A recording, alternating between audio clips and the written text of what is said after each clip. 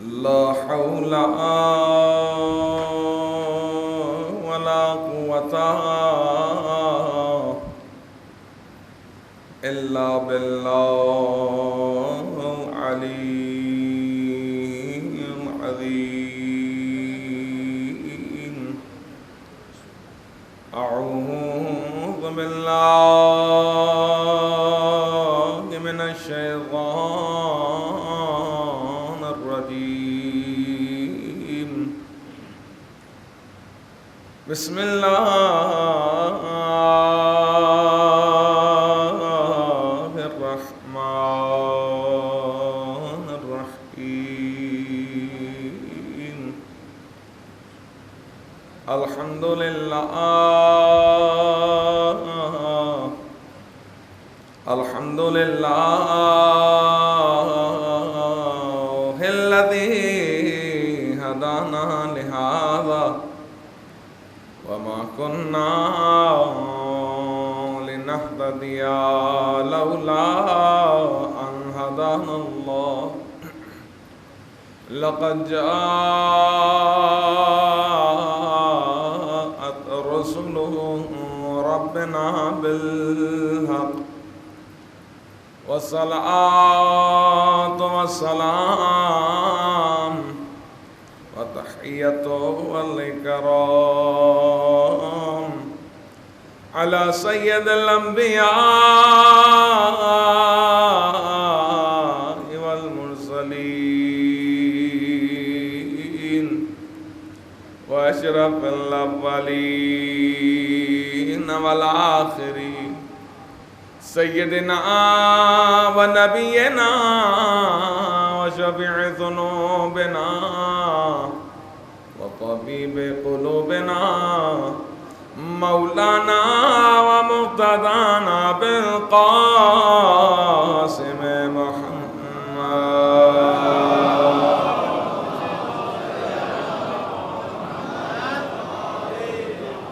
وعلى أهل بيته الطيبين الطاهرين المعصومين المظلومين ولعنة الدائمة على أعدائك أجمعين من الآن إلى قيام يوم الدين. أما بعد، وقد قال الله تبارك وتعالى في محكم الكتاب الكريم والفرقان الحميد وأصدق الصادقين وقوله الحق. بسم الله الرحمن الرحيم. يا أيها الذين آمنوا كتب عليكم الصيام كما كتب على الذين من قبلكم لعلكم تتقون.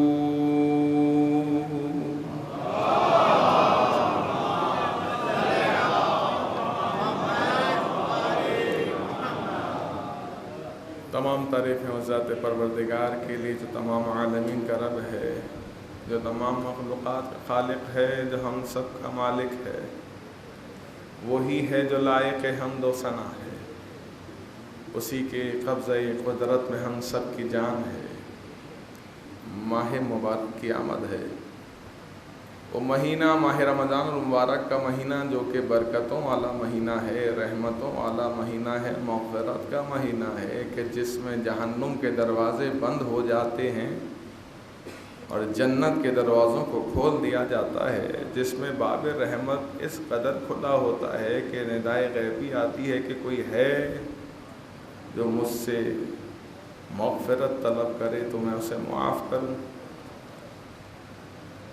عزیزان محترم، وہ مہینہ کہ جس کے لیے معصوم فرماتے ہیں کہ یہ مہینہ شہر اللہ ہے، اللہ کا مہینہ ہے. کہ جیسا کہ آپ کی خدمت اقدس میں قرآن کریم کی سورہ بقرہ کی آیت نمبر 183 کو تلاوت کرنے کا شرف حاصل کیا۔ مشہور و معروف آیہ مبارکہ ہے، یا ایھا الذین آمنوا کتب علیکم الصیام کما کتب علی الذین من قبلکم لعلکم تتقون۔ 4 چیزیں ہیں جو توجہ طلب ہے اس آیہ مبارکہ میں۔ پہلی چیز کہ متکلم کون ہے؟ ذات پروردگار، کلام خدا ہے، اس رب حقیقی کا کہ جس کا ہر قول لا ریب ہے۔ مخاطب کون ہے؟ ایھا الناس نہیں، لوگ نہیں۔ کیا ارشاد فرمایا؟ یا ایھا الذین آمنوا، اے اہل ایمان یا اے ایمان لانے والوں۔ یعنی خدا بھی یقیناً ہمارا خالق ہے، چونکہ وہ مالک ہے تو لہٰذا انسانی عادات سے واقف ہے۔ خدا جانتا ہے کلمہ تو بہت پڑھیں گے لیکن روزہ سب نہیں رکھیں گے۔ کلمہ پڑھنے والے تو بہت ہوں گے، روزے رکھنے والے سب نہیں ہوں گے۔ ہم اپنے ہی معاشرے میں، اپنے ہی اعتراف میں اگر نگاہ کریں، کتنے ایسے لوگ ہیں جو بغیر شرعی عذر کے، کوئی شرعی عذر نہیں ہوتا، روزہ نہیں رکھتے۔ اچھا، ہر جگہ کی مختلف وجوہات سامنے آتی ہیں۔ اگر آپ سروے کریں تو ہر جگہ آپ کو الگ جواب ملے گا۔ مثلا میں اپنا مشاہدہ آپ لوگوں سے شیئر کرتا ہوں۔ تبلیغات کے سلسلے میں اندرون سندھ جانا ہوا تو وہ کہتے تھے سائیں ہمارے پاس گندم بہت ہے، روزہ تو وہ رکھیں جن کے پاس گندم نہ ہو، کھانے کو نہ ہو۔ ہاں، لیکن میرا سلام ہے واقعاً اپنے ان مومنین پر کہ جو سارا دن محنت کرتے ہیں، صبح سے لے کر رات تک باغات میں، کھیتوں میں کام کرتے ہیں اور حالت روزہ سے ہوتے ہیں۔ روزہ رکھنا تو ان کے لیے آسان ہے کہ جو روزہ رکھ کے سحری میں سوتے ہیں تو افطار کے وقت اٹھتے ہیں۔ روزہ کیا ہے اس کے بارے میں اس سے پوچھئے جو صبح نکلتا ہے تو شام میں گھر میں آتا ہے اس حالت میں کہ روزے سے ہوتا ہے۔ ہاں، پھر میرا یعنی قم میں جب تک رہا تو اتفاق ہوتا تھا ماہ رمضان میں جانا مارکیٹ میں، مثلا کوئی فوٹو سٹیٹ کروانے کے لیے، یا افطار کا وقت ہے تو وہاں چونکہ گھروں میں روٹیاں نہیں بنتی، عموماً باہر سے روٹیاں لے کر آتے ہیں، نون بھائی بہت زیادہ ہوتی ہیں، تو جب کوئی دعوت ہوتی ہے تو افراد زیادہ آتے ہیں تو ہمیں بھی اتفاق ہوتا تھا جانا۔ تو ایک دفعہ میں نون بھائی پہ کھڑا تھا تو وہاں پر ایک صاحب معمم آئے، امامہ پہنے ہوئے اور لائن میں کھڑے ہو گئے، تو ایک شخص کہنے لگا ان سے مخاطب کر کے کہ ان کو پہلے جگہ دے دو، ان کو پہلے جگہ دے دو۔ تو انہوں نے کہا بھائی ہمیں پہلے کیونکہ آپ کا روزہ ہے نا اس لیے۔ تو کہا کیا مطلب، آپ کا روزہ نہیں ہے؟ کہا نہیں، ہمارا روزہ نہیں۔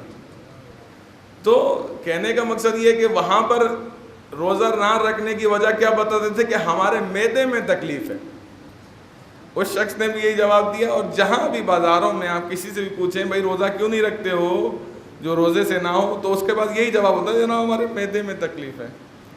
ہاں، تو ہر جگہ آپ جائیں جو روزہ نہ رکھنے والے ہوتے ہیں ان کے پاس مختلف بہانے اور ہیلے ہوتے ہیں اور جواز پیش کرتے ہیں، کوئی شرعی عذر نہیں ہوتا۔ قرآن یہ کہتا ہے کہ اگر شرعی عذر ہے، بیمار ہو، مریض ہو، نہ رکھو۔ پروردگار نے تو سہولت دی ہے نا۔ ہاں، لیکن ہمیں بہرحال پروردگار کا اس بات پر احسان عظیم ہے اس رب کائنات کا کہ اس نے ہمیں صحت عطا کی، ہمیں اس قابل بنایا،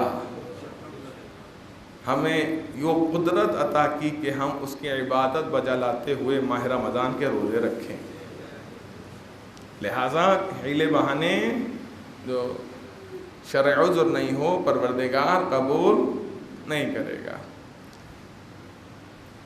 خدا کی عطاؤں میں سے ایک عطا صحت ہے۔ ہر چیز کی زکوٰۃ ہوتی ہے تو آپ یہی سمجھ لیجئے کہ میں اپنے بدن اور اپنے صحت کی زکوٰۃ نکال رہا ہوں، روزے رکھ رہا ہوں۔ عزیزان محترم، قرآن کیا کہتا ہے؟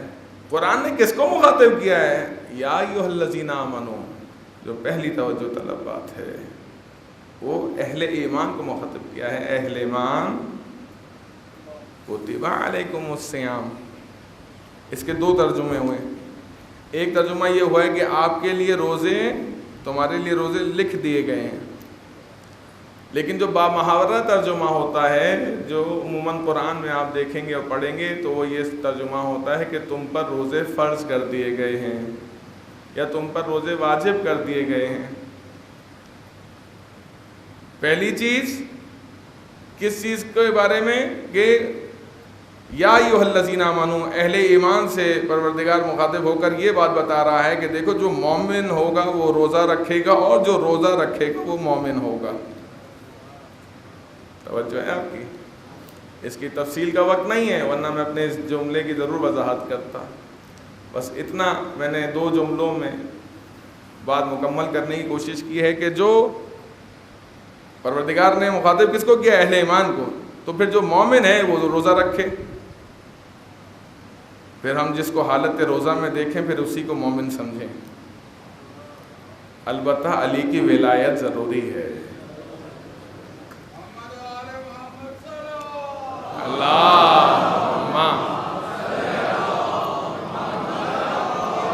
بڑی عجیب بات کہہ کر اپنی بات کو آگے بڑھا دوں گا۔ بہت سے ایسے روزہ رکھنے والے ہیں جو رکھتے تو روزہ ہیں لیکن ہوتا فاقہ ہے۔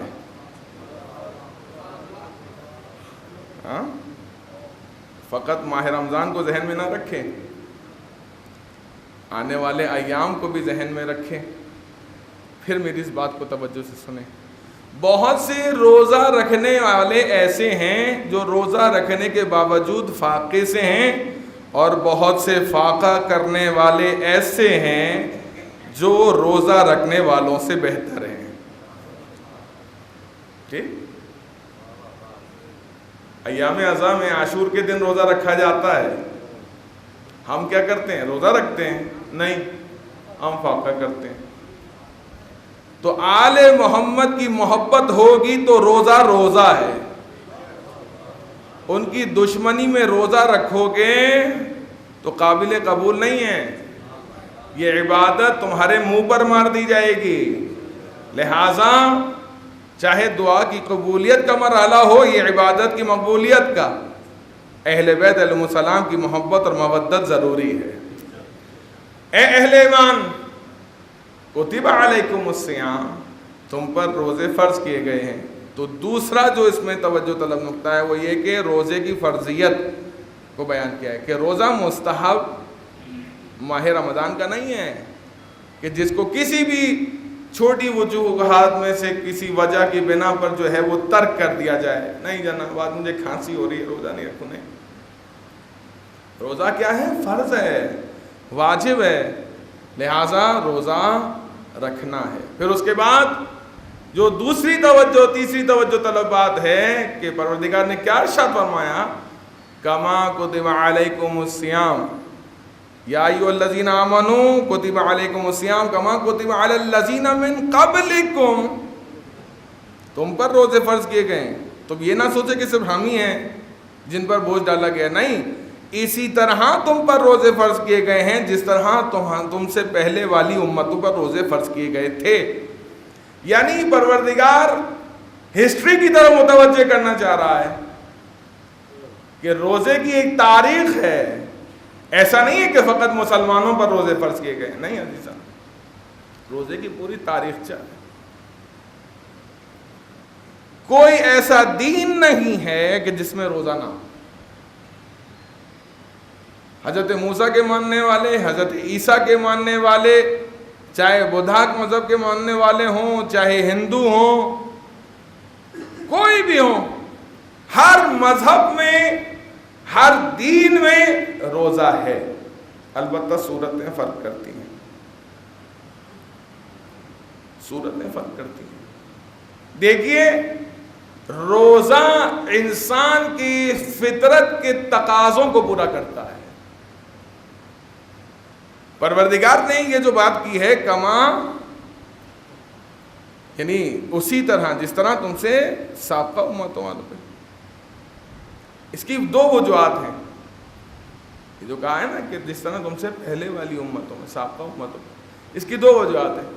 ایک وجہ تو یہ ہے کہ چونکہ روزہ عین فطرت ہے، فطرت کے تقاضوں کو پورا کرتا ہے، اور ہر دین میں تقاضوں کے تبدیل ہونے کے باوجود تقاضے تبدیل ہوتے رہے، شریعت کے آئین تبدیل ہوتے رہے، لیکن روزہ پھر بھی باقی رہا. تقاضے انسان کی طبیعت کے مطابق ہوتے ہیں نا.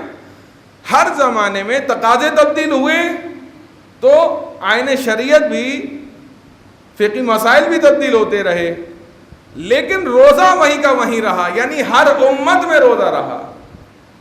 ہر امت سے مراد یہ جو قرآن کی آیت ہے، اس میں مفسرین کہتے ہیں یہاں جو پروردگار ارشاد فرما رہا ہے یا ایھا الذین آمنوا کتب علیکم الصیام کما کتب علی الذین من قبلکم، یہاں قبلکم سے مراد حضرت آدم سے لے کر حضرت خاتم محمد مصطفیٰ صلی اللہ علیہ وسلم،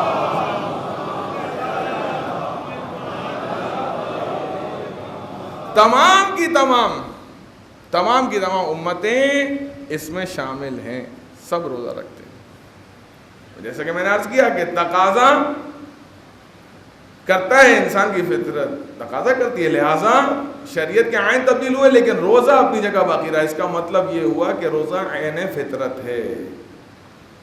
دوسرا جو اس میں دوسری بات جو کی گئی ہے، دوسرا نقطہ جو ہے وہ یہ ہے کہ یہاں یہ جو کہا کما کتب علی الذین من قبلکم، اسے بطور تسلی و تشفی پروردگار نے قرآن میں بصورت بشکل آیت قرآن میں نازل کیا ہے، تاکہ اہل ایمان پر یہ بار گراں جو ہے وہ یہ نہ ہو کہ پروردگار نے ہمیں مثلاً ماہ رمضان کے روزوں میں یعنی اس زحمت میں ڈالا، انسان یہ تصور نہ کرے. اسی لیے تسلی کے لیے پروردگار نے قرآن میں یہ آیت نازل کی کہ فقط تم اپنے ایسا نہ سمجھو کہ فقط تمہیں زحمت میں رکھا ہے. روزہ زحمت نہیں ہے، رحمت ہے. روزہ رحمت ہے پروردگار کی جانب سے. یہ ہزارہا فائدے لے کر یہ ماہ مبارک آتا ہے.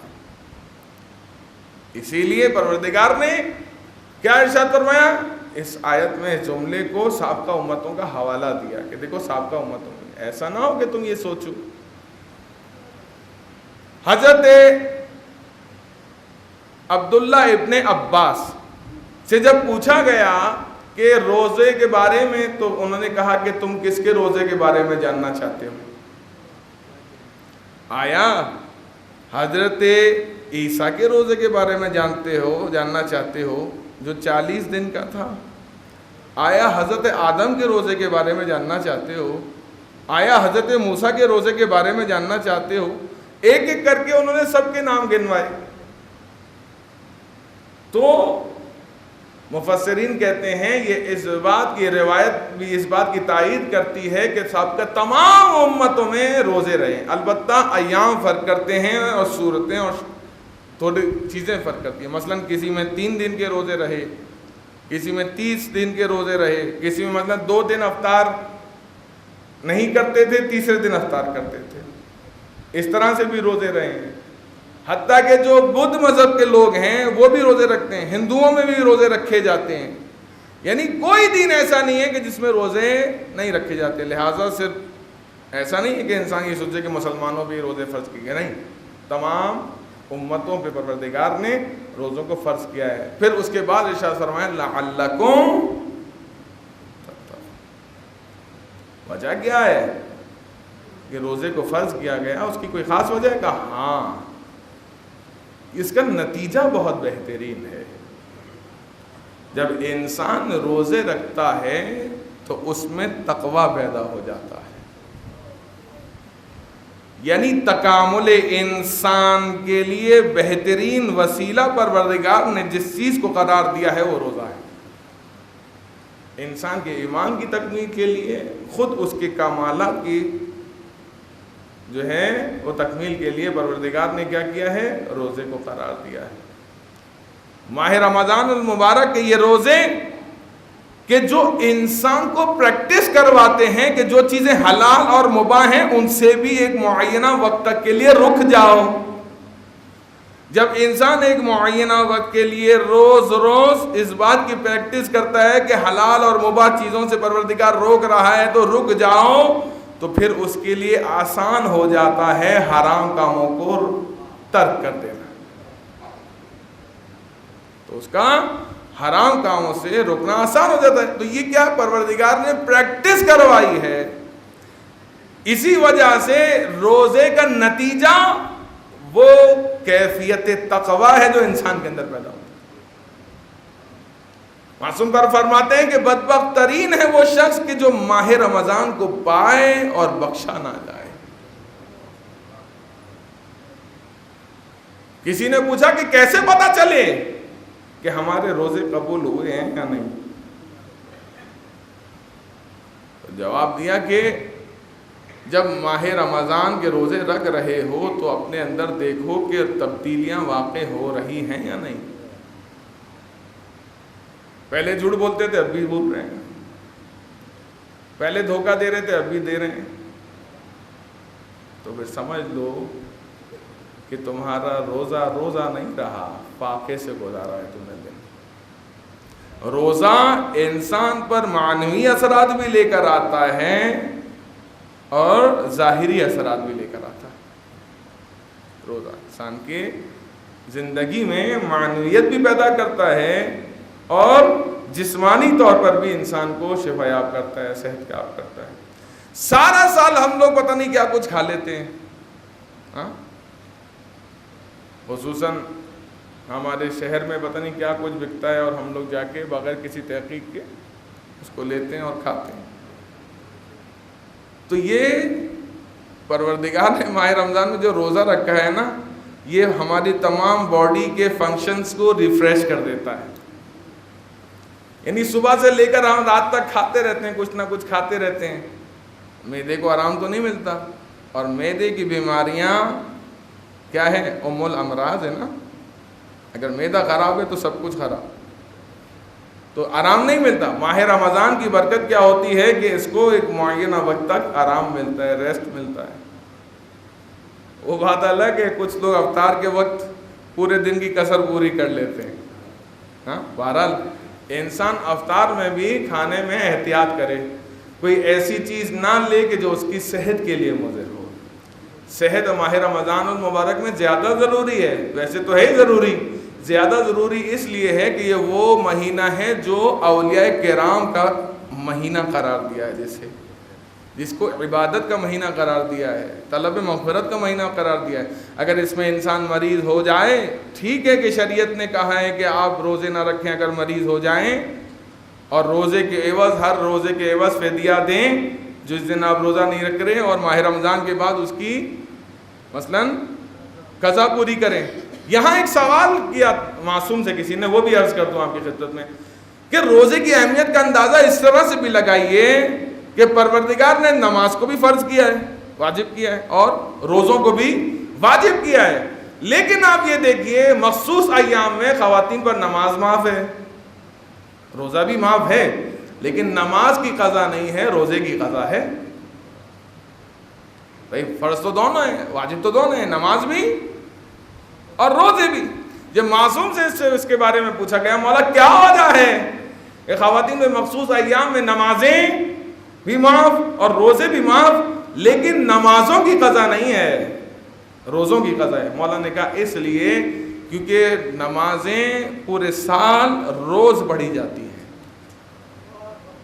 اور ماہ رمضان المبارک کا مہینہ پورے 12 مہینوں میں سے ایک مہینہ پروردگار نے روزوں کے لیے قرار دیا ہے. تو لہٰذا روزے کی اہمیت زیادہ ہے، روزے کی فرضیت اس کی ادائیگی زیادہ ہے، وہ معاف نہیں ہے. پروردگار قرآن میں بھی یہ مقام پر ایک مقام پر ارشاد فرماتا ہے، انشاءاللہ کسی اور موقع پر تفصیل سے بیان کروں گا، کہ اگر بیمار ہو روزہ نہیں رکھ سکتے کوئی بات نہیں، نہ رکھو، لیکن یاد رکھو گنتی پوری کرنی ہے، ماہ رمضان کے بعد والے ایام میں گنتی پوری کرو۔ تو جو ہم دیکھتے ہیں کہ اس کے روحانی اثرات بھی ہیں، جسمانی اثرات بھی ہیں، پھر بھلا کیوں انسان اس سے فرار اختیار کرتا ہے؟ اس کا مطلب یہ ہوا کہ شیطان ہم پر زیادہ مسلط ہے خدا کی رحمانیت کے مقابلے میں۔ ہم نے اپنے اوپر خود مسلط کیا ہے نا، خود مسلط کیا ہے۔ اور شیطان کب مسلط ہوتا ہے؟ تب مسلط ہوتا ہے جب ہم اس کو مسلط ہونے دیتے ہیں، ورنہ ایسے کیا ضرورت ہے اس کی کہ پروردگار نے قرآن اور اہل بیت جیسی نعمات ہمیں عطا کی ہوں پھر شیطان مسلط ہو جائے؟ نہیں عزیزان۔ تو یہ بات یاد رکھی کہ روزہ انسان کے فائدے میں ہے، نقصان میں، اور ایسا فائدہ کہ جو جسمانی فائدہ بھی دیتا ہے، مادی فائدہ بھی دیتا ہے۔ اسی ماہ رمضان المبارک میں جو مومنین اپنے دوسرے مومن بھائی کو افطار کراتے، اگر کوئی روایت ہے اگر کوئی شخص اپنے ایک مومن بھائی کو افطار کرائے تو وہ اس کے ثواب میں برابر کا شریک ہو جاتا ہے۔ اب جو لوگ افطار کراتے ہیں، آپ تصور کیجئے اس کے ثواب کو منٹیپلائی کر دیں اتنے افراد پر جتنے افراد اس کے اہتمام کرنے سے روزہ افطار کر رہے ہیں۔ کتنا اجر و ثواب پروردگار نے دیا ہے اسی روزے کی عوض۔ عزیزان محترم، جہاں قرآن کی آیت ہمیں اس طرح متوجہ کرتی ہے، یہی ماہ رمضان المبارک کی ایک تاریخ کہ جو مادر مولا متقیان علی بن ابی طالب علیہ الصلوۃ والسلام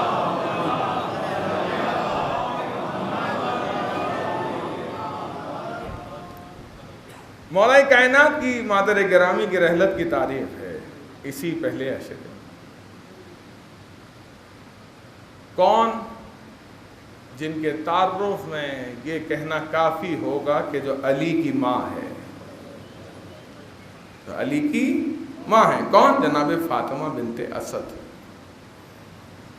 روایت ہے کہ جب مولا کائنات کی دنیا میں تشریف آوری کے دن آئے تو خانہ کعبہ سے اپنے آپ کو مس کیا اور ایک جملہ کہا، اے پالنے والے، اے میرے رب، میں تجھے اس مولود کا واسطہ دیتی ہوں جسے دنیا میں آنا ہے، ہاں میرے لیے اس مرحلے کو آسان کر دے، میں تجھ پر ایمان لاتی ہوں اور ہر اس چیز پر کہ جس پر ایمان لانے کا تو نے حکم دیا ہے۔ روایت کے جملے ہیں، یہ الفاظ ابھی مکمل نہیں ہوئے تھے، دیوار کعبہ شک ہو گئی۔ یہ بھی تو ہو سکتا تھا نا کہ دروازہ کھلتا اور بیوی اس سے اندر چلی جاتی۔ دیوار کعبہ شک ہونے کے پیچھے تو کوئی راز ہوگا، جائیے کیجئے تحقیق، کیا راز ہو سکتا ہے؟ میدان کھولا ہے سب کے لیے، اور آج بھی وہ جہاں سے شک ہوئی تھی نشان باقی ہے۔ بہت کوشش کرتے ہیں اس کو بھرنے کی لیکن بھر نہیں پاتے۔ تو یہ پروردگار کا معجزہ ہے، کسی نبی یا ولی کا نہیں، کہ جس کو انسان چھپانے کی کوشش کرے۔ یہ پروردگار نے اس امر کو، اس کام کو انجام دیا ہے۔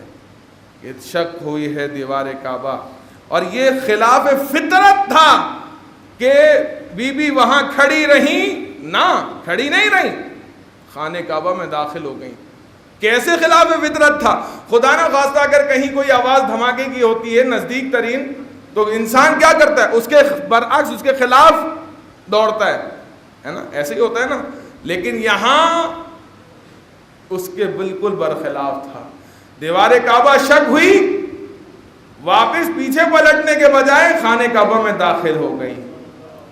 تو ممکن کہ کسی نے پوچھا ہو کہ آپ نے فرار کیوں نہیں کیا، ہم تو بھاگ گئے تھے۔ تو عجب نہیں بیوی نے جواب دیا ہو، میں قرار کی ماں ہوں، فرار کی ماں نہیں ہوں۔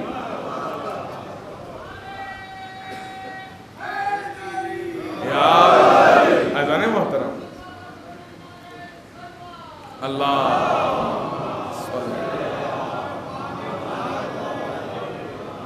وہ ماں جس نے اپنی بیٹے کا نام حیدر رکھا، مولا کائنات اور ان کے بھائیوں، ان کے خانوادوں کے سر سے آج یعنی جناب فاطمہ کا سایہ اٹھنا۔ کہتے ہیں روایت کے ایک جملہ میں آپ کی خدمت میں پڑھوں کہ جب بی بی کی رحلت ہوئی ہے تو اللہ کے رسول نے اپنے پیراہن سے کفن دیا ہے، اپنے پیراہن سے بی بی کو کفن دیا، اور کفن دینے کے بعد قبر میں آپ کو لٹانے سے پہلے خود قبر میں اترے ہیں، قبر میں لیٹے ہیں، قبر میں لیٹنے کے بعد اپنی آغوش میں جناب فاطمہ بنت اسد کو لیا ہے اور سپرد خاک کیا ہے۔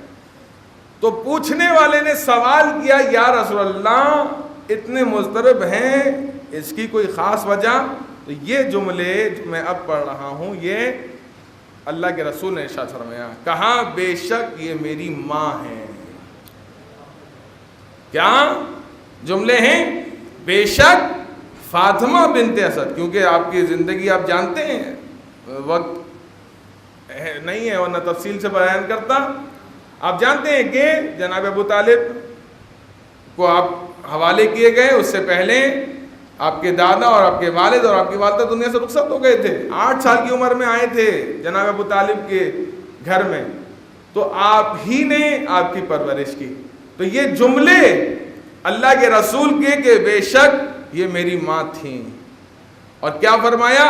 ان کے بچے بھوکے رہتے تھے، اس حالت میں یہ مجھے کھانا کھلاتی تھیں۔ ان کے بچے بھوکے رہتے تھے، ان کے بچے گرد آلود ہوتے تھے، یہ مجھے نہلاتی تھیں، آراستہ کرتی تھیں۔ پھر تکرار کیا آخری وہ جملہ کہ بے شک یہ میری ماں تھیں۔ دعا ہے پالنے والے جناب فاطمہ بنت اسد کا واسطہ، ماہ رمضان مبارک کے دنوں اور راتوں کا واسطہ، پالنے والے ہم سب کی عبادتوں کو اپنی بارگاہ میں قبول فرما۔ رب کائنات حاضرین دعا کی شرح حوائج کو اپنی بارگاہ میں قبول فرما۔ مومن مومنات میں سے جو بھی بے گھر ہیں ان کو اپنے ذاتی مکان میں رہنا نصیب فرما۔ پالنے والے تجھے واسطہ محمد و آل محمد کا، مرنے سے پہلے تمام ائمہ علیہ السلام کی زیارات نصیب فرما، مرنے کے بعد قبر میں امام حسین کی زیارت و شفاعت نصیب فرما۔ پالنے والے اپنی آخری حجت کے ظہور میں تعجیل فرما، ہمیں امام کے ادنا ترین غلاموں میں شمار فرما۔ بسم اللہ الرحمن الرحیم، قل هو اللہ احد اللہ الصمد لم یلد ولم یولد ولم یکن له کفوا احد۔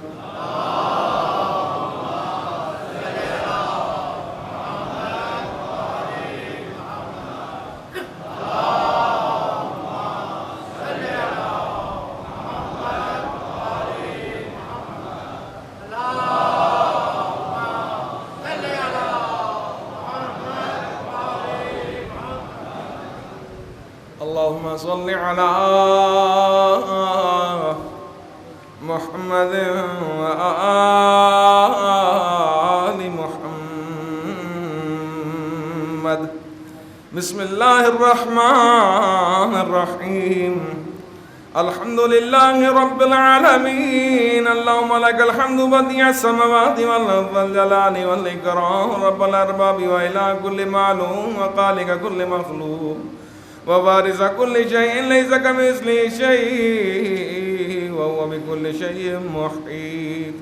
أنت الله لا إله إلا أنت الأحد المتوحد الفرد المتفرد، أنت الله لا إله إلا أنت الكريم المتكرم العظيم، والصلاة والسلام على محمد النبي الرحمة سيد المرسلين وعلي بن أبي طالب سيد الوصيين وفاطمة الزهراء سيدة النساء العالمين والحسن المجتبى حجة الله على الخلق أجمعين والحسين الشهيد المظلوم ووارث أمير المؤمنين وعلي بن الحسين زين العابدين ومحمد بن علي باقر العلم الأولين والآخرين وجعفر بن محمد الصادق الصديق المقتدي بآبائه الصالحين وموسى بن جعفر الكاظم من أولاد النبيين وعلي بن موسى الرضا من عترة البررة المتقين ومحمد بن علي الجواد ولي المؤمنين وعلي بن محمد السراج المنير إمام الخاشعين والحسن بن علي زيد الأوصياء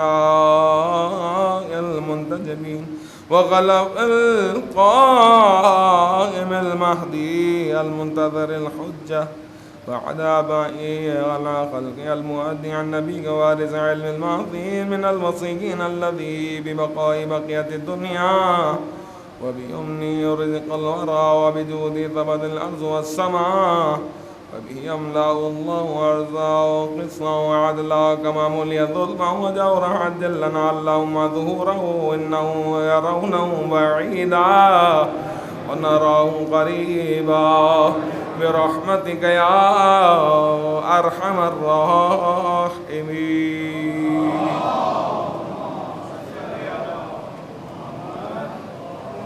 اعوذ باللہ من الشیطان الرجیم بسم اللہ الرحمن الرحیم وبہ نستعین. ماہ رمضان المبارک کے ایام اور ماہ رمضان المبارک کی راتیں وہ ایام ہیں اور وہ راتیں ہیں کہ جس میں پروردگار نے ہمارے سانس لینے کو بھی عبادت شمار کیا ہے. جو دن گزر جائیں گے آنے والے دن میں پروردگار ہم سب کو ماہ رمضان کے روزے رکھنا نصیب فرمائے اور روح عبادت کے ساتھ عبادت پروردگار انجام دینے کی توفیق عنایت فرمائے. قرآن میں پروردگار ارشاد فرماتا ہے وَوَجَدَكَ عَائِلًا فَأَغْنَاهُ. اے رسول ہم نے آپ کو تنگ دست پایا تو غنی کر دیا. کیسے غنی کیا؟ ملکۃ العرب حضرت بی بی خدیجۃ الکبریٰ سلام اللہ علیہا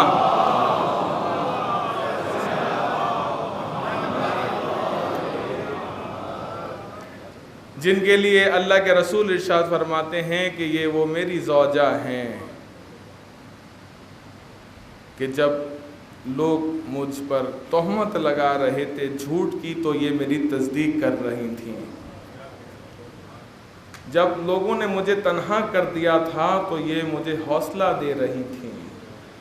بی بی خدیجہ کہ آپ یہ دیکھیے کہ جب آپ کے غلام نے آپ کو آ کر اللہ کے رسول کے بارے میں بتایا کہ آپ کی امانت ہے، آپ صادق الامین ہیں، آپ کا کردار کیا ہے، آپ کی خصوصیات کیا ہیں، تو بی بی نے فوری طور پر جناب ابو طالب کے ذریعے سے جو ہے پیغام بھیجا. پیغام بھیجنا، بی بی کے پاس تو دنیا کی تمام دولت موجود تھی، پھر ایک یتیم سے شادی کرنے کی کوئی وجہ رہی ہوگی نا.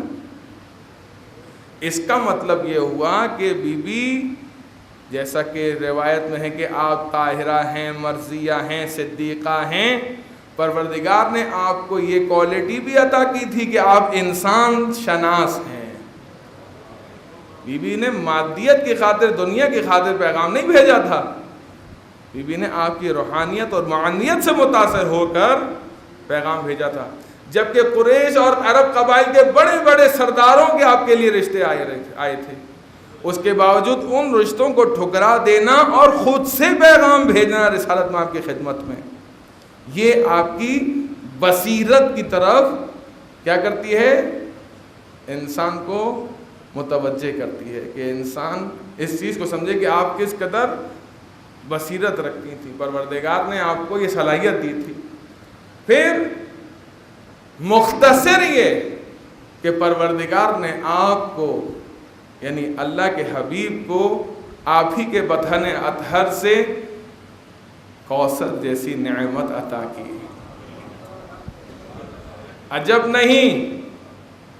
نہیں کہ وہ مال کثیر جو جناب خدیجہ نے خرچ کیا تو پروردگار نے کہا ہو کہ میں تمہاری محنت کو رائگاں نہیں جانے دوں گا, تمہاری قربانی کو رائگاں نہیں جانے دوں گا. ایسا نے محترم پروردگار نے اس مال کثیر کے بدلے میں جناب خدیجہ کو کوثر عطا کی. بی بی فاطمہ زہرا سلام اللہ علیہا کی صورت اللہ.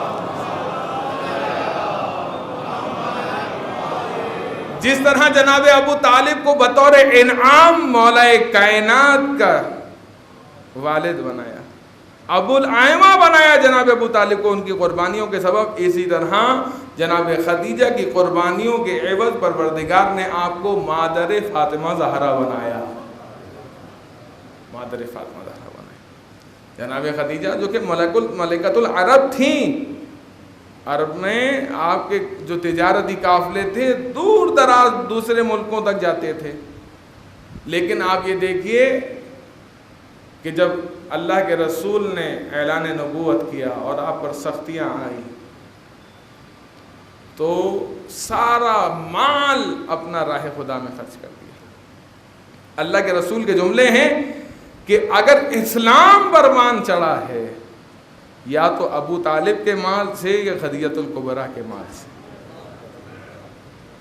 جناب ابو طالب اور جناب خدیجہ. عزیزان محترم, فقط ایک جملہ حالات کو دیکھتے ہوئے یہ کہہ کے گزروں کہ ابھی حالیہ واقعات جو ہوئے ہیں پاکستان کی سیاسی صورتحال ہے آپ سب کے سامنے, بس میں اس کے اوپر بات نہیں کروں گا کیونکہ وقت بھی نہیں ہے. فقط ایک جملہ جو ایک موصوف نے کہا, لفظ بھیگاری قوم کے لیے استعمال کیا, تو ان کے لیے فقط اتنا کہوں گا کہ بھیگاری یہ قوم نہیں ہے کہ جن کے خون کو بھی تم نے چوس لیا ہے. بھیگاری تو ذاتاً تم ہو, تمہارا خاندان ہے جنہوں نے ملک و قوم کی رگوں سے خونوں کو نچوڑا ہے اور غیر ملکی امداد کے نام پر لوگوں سے, بغیر ملکیوں سے, امریکہ سے اور اس کے اتحادیوں سے ڈالرز لیتے رہے اور ان کی غلامی کرتے رہے. آج بھی ان کی غلامی میں مرے جا رہے ہو اور عوام کو کہہ رہے ہو بھیکاری. عوام تو کس طریقے سے صبح سے لے کر شام تک محنت کر کے اپنے بچوں کے پیٹ پال رہے ہیں. تم ایسے بدبخت ہو کہ حکمران ہوتے ہوئے مختلف صورتوں میں ٹیکس لگاتے ہو, قرضے خود لیتے ہو, عیاشیاں خود کرتے ہو, اس کا بوجھ عوام پر ڈالتے ہو, پھر کہتے ہو بیکاری ہے. یہ بیکاری نہیں ہے, تم بیکاری ہو. تمہارا کشکول ہے جو نہیں ٹوٹتا. عوام اتنی غیرت مند ہے. ہمارے پروردگار نے پاکستانی قوم کو وہ دل دیا ہے جو خود بھوکے رہتے ہیں, دوسروں کو کھانا کھلاتے ہیں.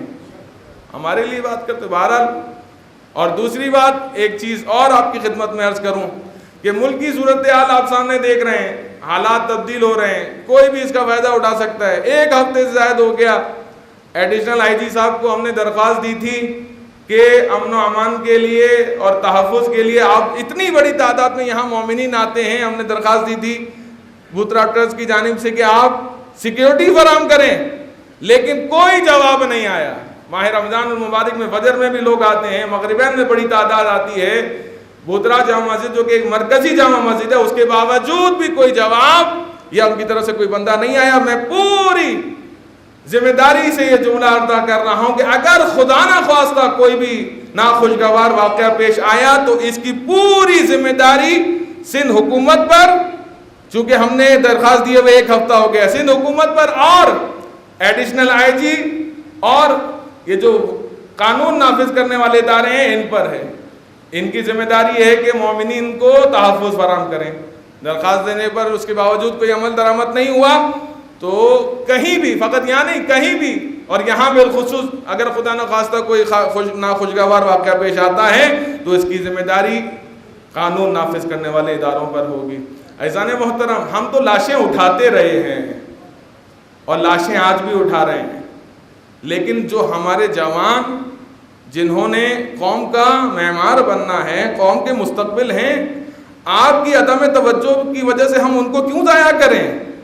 ہم نے جوانوں کی لاشیں اٹھائی ہیں، ہم امام حسین سے درس لیے ہوئے ہیں کہ امام حسین نے جناب علی اکبر کی لاش اٹھائی، ہم ان کے ماننے والے ہیں کہ جن کی شہادت کا یہ مہینہ ہے، یہ مہینہ کہ جہاں جناب فاطمہ کی رحلت ہوئی، فاطمہ بنت اسد کی، جناب خدیجہ الکبریٰ کی رحلت ہوئی، وہاں ہم سب کے مولا امیر کائنات کی بھی شہادت ہوئی۔ یہ مہینہ زینب کی یتیمی کا مہینہ ہے، یہ مہینہ حسن اور حسین کی یتیمی کا مہینہ ہے، یہ مہینہ پوری قوم کی یتیمی کا مہینہ ہے۔ اب اس کا سایہ سر سے اٹھنے والا ہے جو یتیموں کو پانی پالنے والے ہماری اس قلیل سے عبادت کو اپنی بارگاہ میں قبول فرما۔ رب کائنات تجھے واسطہ محمد و آل محمد کا دنیا میں جہاں کہیں مومنات آباد ہیں ان سب کی جان و مال، عزت و آبرو کی حفاظت فرما۔ دشمنان اہل بیت، دشمنان اسلام، دشمنان پاکستان کو نیست و نابود فرما۔ رب کائنات تجھے واسطہ محمد و آل محمد کا جو مومنات کار خیر انجام دے رہے ہیں، پالنے والے جو جس طرح کی بھی خدمات انجام دے رہے ہیں، بوتراب ٹرسٹ ہر سال کی طرح اس سال بھی جو ہے مومنین اور مومنات میں راشن تقسیم کر رہی ہے، جو بھی ان کے ساتھ تعاون کر رہے ہیں، پروردگار ان سب کے مال و رزق میں برکت عنایت فرما، ان سب کی پریشانیوں کو دور فرما۔ پالنے والے تجھے واسطہ محمد و آل محمد کا، تجھے واسطہ چار معصومین علیہ السلام کا مرنے سے پہلے تمام ائمہ علیہ السلام کی زیارات نصیب فرما، مرنے کے بعد قبر میں امام حسین کی زیارت و شفاعت نصیب فرما۔ پالنے والے اپنی آخری حجت کے ظہور میں تعجیل فرما، ہمیں امام کے ادنا ترین غلاموں میں شمار فرما۔ ان اللہ و ملائکتہ یصلون علی النبی یا ایھا الذین آمنوا صلوا علیہ وسلموا تسلیما۔